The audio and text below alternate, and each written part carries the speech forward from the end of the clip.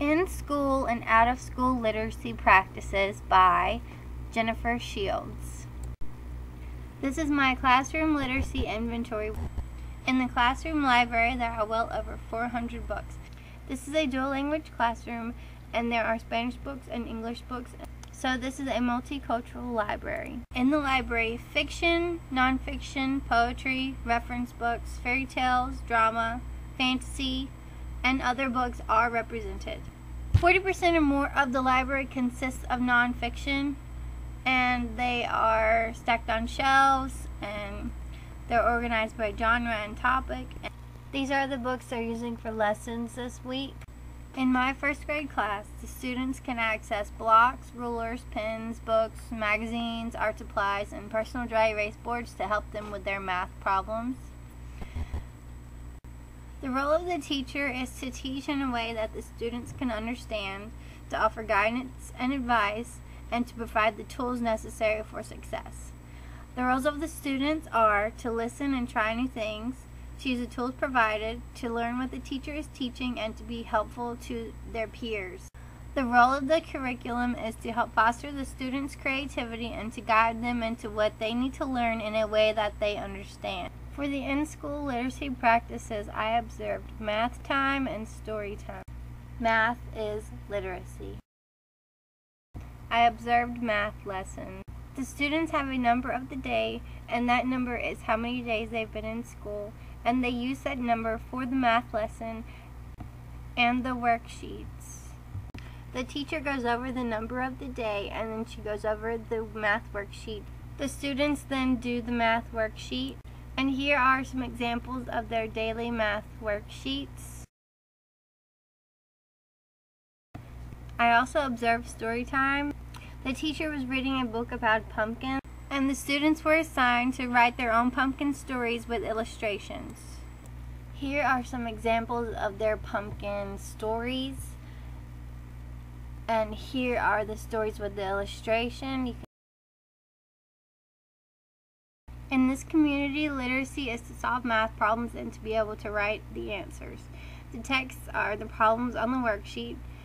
The teacher reads the texts and the students answer them.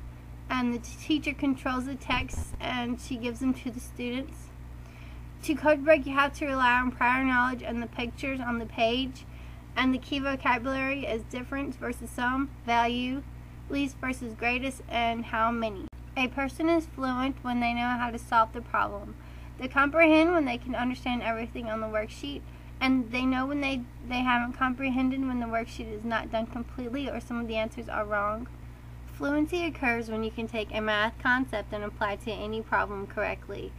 The literacy practices are being able to express numbers and solve problems. The skills necessary to be successful are good handwriting and knowledge of numbers. The prior knowledge necessary is knowing how to read and write the numbers and the problems. To be a successful literacy learner, they need to know all of the background information related to that particular subject.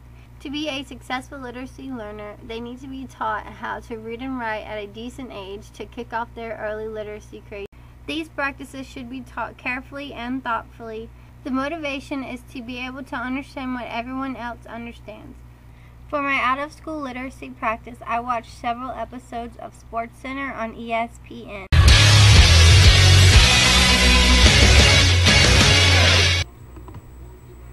This is a video of me watching SportsCenter. To the desert, where it was a rematch of last season's Western Conference Finals. Lakers visiting the Suns in their home opener, and yet Kobe Bryant. He averaged, you may recall, over 33 points and 8 assists in last year's playoff series, which the Lakers won in 6 over the Suns. There are many different ways to access SportsCenter. You can find all the information you need and all the stats online. You can actually watch the television show, or you could just get the app because there's an app for that. Learning how to be fluent in SportsCenter would be considered the top-down model. This would be compared to incorporating the students' interests into the curriculum that they're learning to get them more engaged in the learning process. To do literacy is to understand the terminology used and apply it to future games. The texts are scores, ranks, team names, abbreviated positions. The scores and the plays from the games get read. The scores running across the bottom of the screen are written. To code break, you have to rely on prior knowledge of the teams and all the abbreviations and the pictures on the page. Some of the key vocabulary is run, play, rank, standings, touchdown, quarterback, BCS, bowl versus. A person is fluent when they know what everything means on the screen and what the people say. People comprehend when they can understand everything on the show, and people know when they haven't comprehended when they don't understand what is being said. To be fluent is when you can take something from SportsCenter and apply it to when you watch a game yourself. The literary practices are being able to express the scores and the teams. The skills that are necessary to be successful are prior knowledge of the vocabulary and knowledge of the sports games and their processes. Prior knowledge that is necessary is knowing how to interpret the text and knowing the scores and ranks. To be a successful literacy learner, they need to know all of the background information related to that particular subject.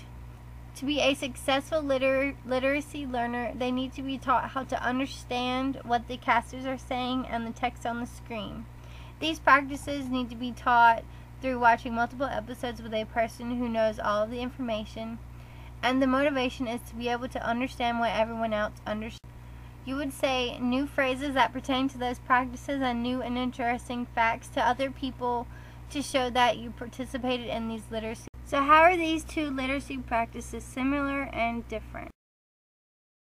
Well, let's take a look. For both of them, some sort of prior knowledge is necessary to succeed. Both practices involve code-breaking texts, and their motives to be fluent are the same. Their differences include their vocabulary, their settings, and to be fluent in one does not mean that you're fluent in the other. This relates to Camborne's model of oral language development, because a student can be completely fluent in SportsCenter and not know how to do his or her math work. During this process, I have learned that in school and out-of-school literacy practices are very similar because they have the same motivation behind learning what all the texts mean. People want to understand what everyone else understands, and that is the motivation. As I was participating in the various literacy practices, I found myself wanting to know more about that specific topic.